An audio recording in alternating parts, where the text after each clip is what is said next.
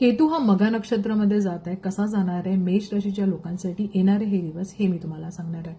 5व्या घरामध्ये केतू असल्या कारणाने तुम्हाला खूप साऱ्या पॉझिटिव्ह गोष्टी सुद्धा पाहायला मिळतील आणि कदाचित निगेटिव्ह गोष्टी सुद्धा. कारण 7.5 आहे, केतू स्वतःच्याच नक्षत्रामध्ये जातो तेव्हा खूप ऍक्टिव्ह आणि पॉवरफुल होतो. आता पत्रिकेमध्ये तुमच्या केतू जर चांगला असेल तर नक्कीच चांगल्या गोष्टी पाहायला मिळतील, पण जर निगेटिव्ह असेल तर काही आव्हानं सुद्धा तुम्हाला सामोरं येतील. आता नेमकं 5वं घर हे काय आहे, तर 5वं घर तुमच्या मुलांना दाखवतं, इष्टदेवतेला दाखवतं, नवीन सुरुवातीला दाखवतं किंवा पास्ट कर्मांनाही दाखवतं.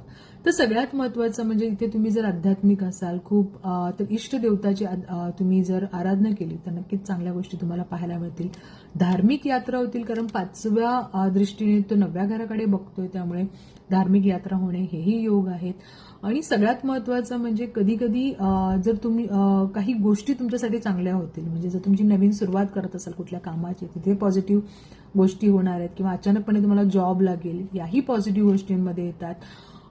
पण एक आहे की जी 7वी दृष्टी आहे ती इन्कम घराकडे होते, त्यामुळे खर्च खूप होण्याची शक्यता आहे. त्यामुळे याही गोष्टीकडे तुम्हाला पाहावं लागेल. त्याचबरोबर याची 9वी दृष्टी ही राशीवर आहे, त्यामुळे कधी कधी काय होईल की मन अस्वस्थ होईल, काहीही करण्याची मनात इच्छा होणार नाही, खूप असं स्वतःला फार पुश करावं लागेल की काम करण्यासाठी, किंवा सगळं सोडून द्यावं अशी ही भावना काही लोकांना होईल. त्याचबरोबर शनी 7.5 आहे, त्यामुळे थोडासा लेझीपणा, आळशीपणा खूप वाढेल. तर या सगळ्या गोष्टी सुद्धा पाहायला मिळतील. घरामध्ये भांडण होणे किंवा चिडचिड होणे, वडिलांशी रिलेशन थोडेसे त्रासदायक होतील. त्याचबरोबर पोटाचे आजार हेही दाखवत आहे. या सगळ्या गोष्टी जर तुमच्यावर होत असेल तर उपाय मात्र नक्की करा. उपायाने सगळ्या गोष्टी चांगल्या होतात. आणि काही लोकांना असंही दाखवलं जातं की कधी कधी काही लोकांचा अचानकपणे जॉब सुद्धा जाऊ शकतो. सडन तुम्हाला कळेल की तुम्हाला जॉबमधून काढलं गेलेलं आहे.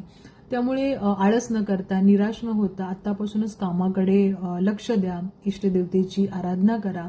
त्याचबरोबर खाली उपाय दिले तेही नक्की करा. पॉझिटिव्ह राहा. थोड्यासा प्लॅनेटचे प्रॉब्लेम असल्याकारणे कधी कधी या गोष्टी व्हायब्रेशनमुळे आपल्याला होतात. चांगल्याही गोष्टी आहेत आणि थोड्याशा त्रासदायक सुद्धा आहेत. उपाय केल्याने नक्कीच आपण पॉझिटिव्ह थॉट केल्यानंतर विचार केल्यानंतर नक्कीच चांगल्या गोष्टी होतील. Best of luck.